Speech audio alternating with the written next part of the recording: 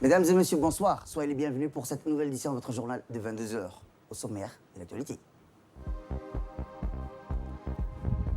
À la une dans l'actualité nationale, interview exclusive avec le président du conseil d'administration.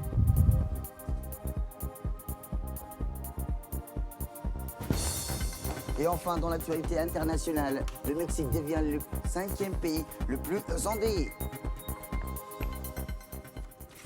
C'était les titres. Merci si vous nous rejoignez.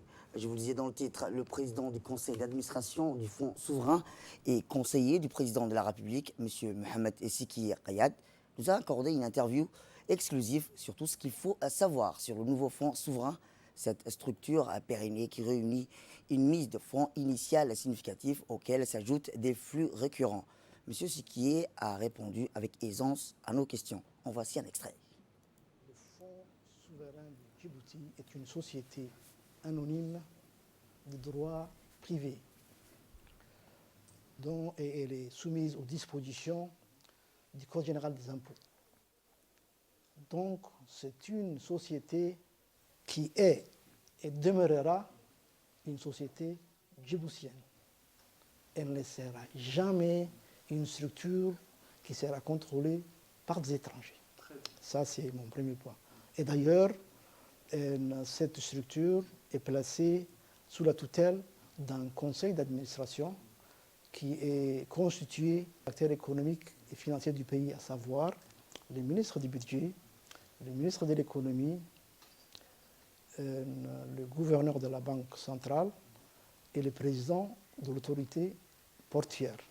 Et donc, comme je disais, donc, le fonds est un instrument de gestion qui est très répandu dans le monde. Ce n'est pas un truc qui est spécifique à Djibouti. Je peux citer les pays qui ont réussi à faire un pont considérable, des progrès considérables grâce à ces fonds. Et je cite Dubaï, je cite également la Malaisie et le Singapour. Mais également de plus en plus de pays africains commencent à mettre en place ces fonds souverains. Et Djibouti, notre pays, est l'un des premiers pays africains à se doter de ce nouveau instrument. Donc, ceci étant dit, le Fonds souverain de Djibouti aura deux principales missions. Un, il va contribuer à la réalisation de la vision 2035. Donc, elle va investir principalement dans des secteurs à force gisement de création d'emplois et de réduction des pauvretés. Ça, c'est le premier point. Le deuxième point, et c'est un point qui est, je crois, très important, c'est que contrairement à la plupart des pays africains, la République de Djibouti, dans les années du programme d'ajustement structurel 90-2000, n'a pas bradé ses entreprises publiques. Il a su conserver, entre guillemets, les bijoux familiales, si je puis dire. Et aujourd'hui, le seul secteur qu'on a ouvert à l'époque, c'était le secteur portuaire. Et aujourd'hui, le secteur portuaire représente pratiquement 30% de notre économie. Je crois que, donc, on n'a jamais bradé nos entreprises publiques. Ce n'est pas aujourd'hui que ça va commencer. Autre actualité nationale, la mairie de Djibouti-Ville a organisé aujourd'hui une cérémonie de remise des certificats de reconnaissance au conseil des quartiers de 3 communes, à savoir Razdika, de Boulahaus et de Balbala. Dans le cadre du 43e anniversaire de notre pays, tous les composants de la société civile, les conseils des quartiers, l'armée nationale ont pris part à cette initiative d'embellissement du capital. C'est dans ce sens que la maire de Djibouti-Ville, Mme Fatma Awal Ousmane, a remis à tous les conseils des quartiers un certificat de reconnaissance et de patriotisme. Le président de la commune de Balbala a dans son intervention rappelé que la commune de Balbala a bien répondu à l'appel lancé par la maire de Djibouti pour le nettoyage de la ville à l'occasion du 43e anniversaire. Il a félicité la maire de la ville pour sa politique de redynamisation des conseils et des quartiers.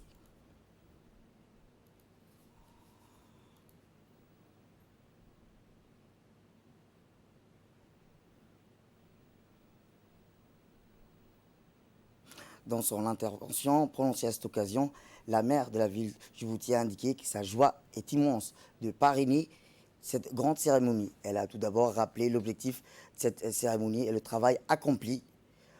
On est réunis aujourd'hui pour reconnaître les travaux qui ont été faits par les conseils des quartiers à l'occasion du 43e anniversaire pour avoir bien embelli la capitale.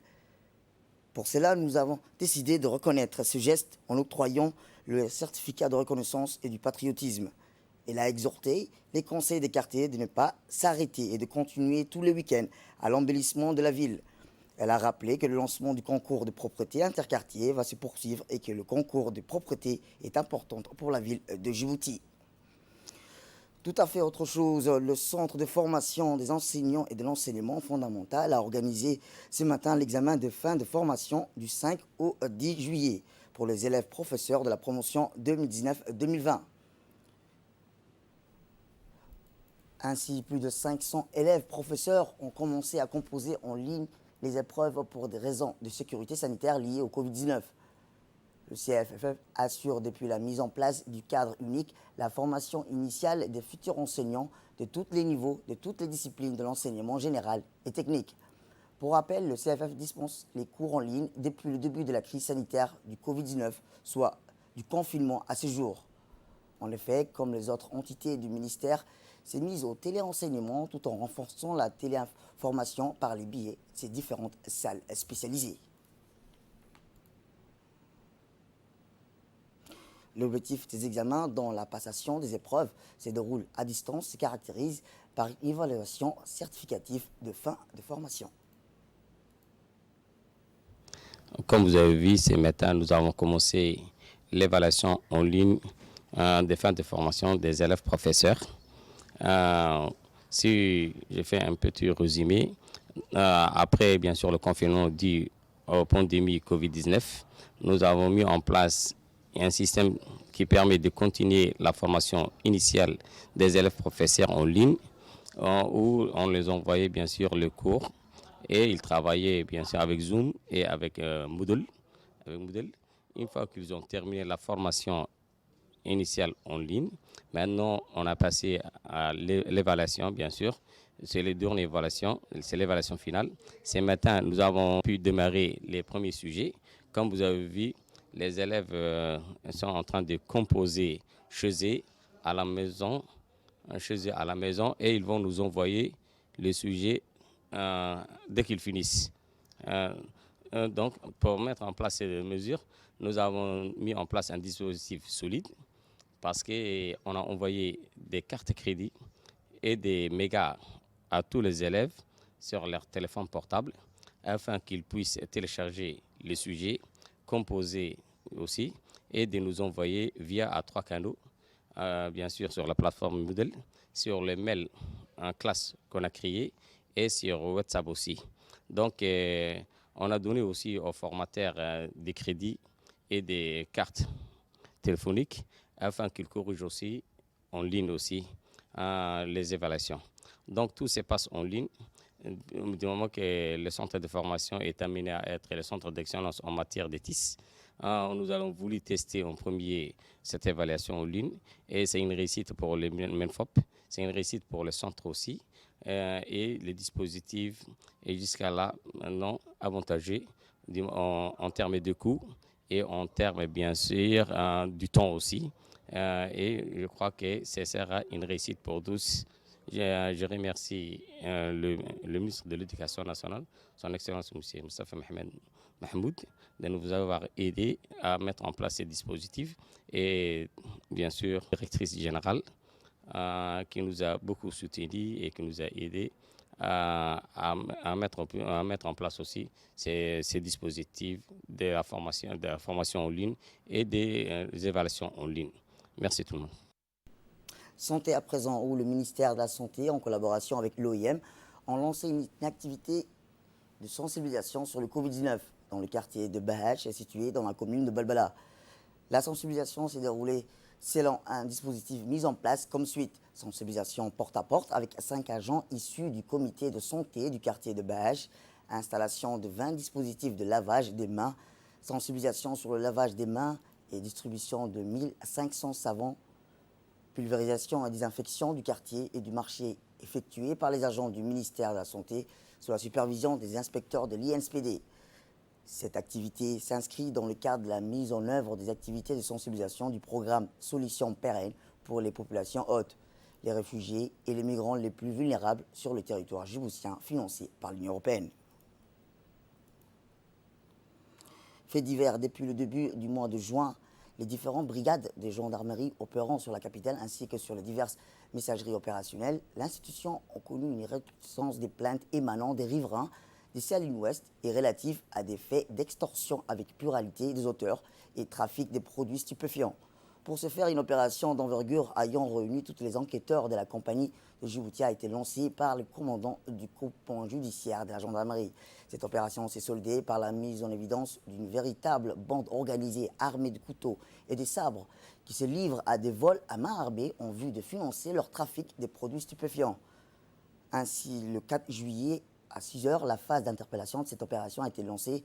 Un effectif de 100 gendarmes composés des enquêteurs de la compagnie de Djibouti, renforcés par le collègue du groupement mobile, ont effectué des descentes sur plusieurs points préalablement identifiés par les OPJ.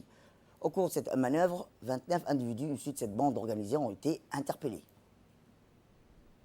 D'études et de suivi de la délinquance au sein du commandement du groupement judiciaire. Courant ces derniers mois, cette cellule a détecté une recrudescence de plaintes relatives aux extorsions avec usage d'armes au niveau des brigades de gendarmerie. Le mode opératoire semble toujours le même. Toutes les victimes ont déclaré avoir été dépossédées de leurs biens sur le terrain vague situé en face des bricots discount. Elles ont déclaré avoir été menacées avec des armes blanches en vue de contrer toute résistance de leur part. Par ailleurs, les riverains des Salines Ouest ont dénoncé à maintes reprises une activité illicite de trafic de produits stupéfiants qui semblait prendre de l'ampleur sur ce même endroit. Face à cette situation, nous avons décidé de déclencher une enquête en vue de mettre la lumière sur cette affaire. Pour ce faire, nous avons mobilisé tous les enquêteurs des 5 brigades de la compagnie de Djibouti pour collecter les renseignements nécessaires, étudier le mode opératoire, identifier les auteurs présumés, définir le degré de responsabilité de chacun et enfin lancer l'interpellation. Ainsi, tôt le matin du 4 juillet 2020 à 6 h, un énorme dispositif de plus de 50 gendarmes, composé des OPJ, des enquêteurs de la compagnie de Djibouti, appuyés avec des renforts de gendarmerie mobile, ont lancé une descente sur plusieurs points préalablement identifiés. Au cours de cette opération, 29 auteurs présumés ont été interpellés et placés en garde à vue. Les différentes fouilles et perquisitions effectuées ont permis la découverte de 9 couteaux, 2 sabres et une hache, ainsi que 750 grammes d'herbes de cannabis. La gendarmerie nationale se félicite pour sa proximité avec la population et vous remercie pour votre confiance et collaboration continue. Direction le Nord, après Tadjoura, ce fut le tour de la ville d'Obok d'abriter le lancement officiel du projet d'entrepreneuriat des jeunes. On prit part à cette cérémonie organisée au Conseil régional d'Obok, le Conseil technique au ministère de la Femme et de la Famille, le préfet adjoint, le président du Conseil régional ainsi que l'OIM en tant que partenaire du projet. Dans sa politique de mise en œuvre, les politiques stratégiques pour l'équité et l'égalité entre les sexes et la promotion de l'institutionnalisation de l'approche genre, le ministère de la Femme et de la Famille s'appuie sur l'entrepreneuriat perçu comme une alternative à la recherche d'emploi, à la croissance des entreprises et donc à l'expansion économique d'un pays. Ainsi, sur son projet identifié et analysé selon des critères de viabilité en concordance avec la potentialité économique de chaque région, 35 ont été retenus sur les 5 régions. Les bénéficiaires de ce projet ont suivi des sessions de formation en entrepreneuriat et en montage des projets. Ainsi, 10 jeunes de la région d'Obok ont pu bénéficier d'un appui pour la concrétisation de leurs projets. Le ministère de la Femme et de la Famille va consolider ces projets par un accompagnement sur une durée de 6 mois afin d'assurer la pérennisation de ce projet. L'autonomisation dans le cadre du programme Solutions pérennes pour les migrants, réfugiés et la population haute. À Obok, nous avons pu retenir 10 projets et nous avons appuyé 10 bénéficiaires. Ce projet a pu être réalisé grâce au financement de l'Union européenne et nous nous réjouissons du travail qui a été accompli. Nous encourageons les jeunes bénéficiaires à continuer dans cette voie et on espère, l'OIM espère que ces projets vont prendre tout un long trajet. Eh bien, ce projet d'entrepreneuriat, d'ailleurs, est un des moyens pour lutter contre la pauvreté et le chômage des jeunes en promouvant la création des activités génératrices de revenus, tant au milieu rural qu'au milieu urbain. Aujourd'hui, et que de pouvoir être ici pour voir enfin donc, une dizaine de jeunes qui ont pu bénéficier de ce projet. Donc 10 qui ont été retenus. Donc je voudrais à cette occasion remercier donc, les initiateurs qui sont dans le ministère de la Femme et de la Famille, donc avec l'appui de l'OIM. Et donc en tant que président des régions, c'est un plaisir pour moi que de souhaiter aussi donc, une bonne chance à ces jeunes qui sont devant nous aujourd'hui, de pouvoir donc saisir cette opportunité qui leur est offerte donc, à cette occasion-là. Et c'est un début. Donc je pense que donc, avec maintenant dans les moyens qu'ils vont vous donner, vous allez faire en sorte que votre activité donc, puisse être continuelle. Voilà, donc je vous encourage à aller d'avant et je remercie encore une fois donc, tous ceux qui ont bien voulu donc, apporter cet appui à cette jeunesse de la région de Bok. C'est mon officiel de projet d'entrepreneuriat en faveur de nos jeunes ici à Obok, conjointement organisé par le ministère de la Femme et de la Famille et l'Organisation internationale de la migrant OIM. En effet, la préfecture d'Obok, le ministère de la Femme et de la Famille ainsi que l'OIM ont eu toujours des liens de partenariat étroits dans le cadre du développement de la ville d'Obok.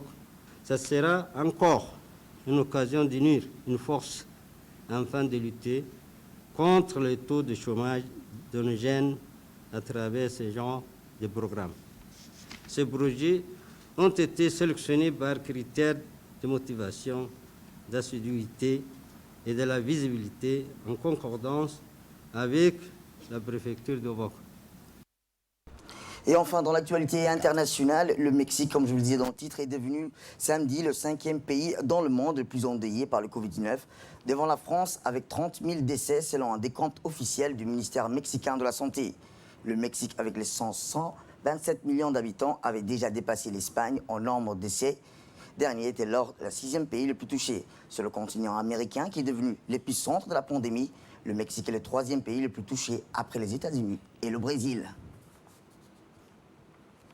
En bref et en images dans l'actualité internationale, au Japon, des pluies torrentielles s'abattent depuis samedi dans l'île de Kyushu, au sud-ouest du Japon. 16 personnes sont présumées décédées, une dizaine d'autres sont portées disparues. Des équipes de secours et des soldats des forces d'autodéfense tentent toujours de retrouver des personnes bloquées dans leur habitation. L'agence de la météorologie japonaise a placé l'île de Kyushu son plus haut niveau de vigilance pour les inondations et les glissements de terrain. Chaque heure, près de 100 mm de pluie torrentielle sont tombées sur la région de Kumamoto, à Kagoshima. C'est tout pour cette édition. Merci à vous de nous avoir suivis. Restez avec nous pour la suite de nos programmes télévisés.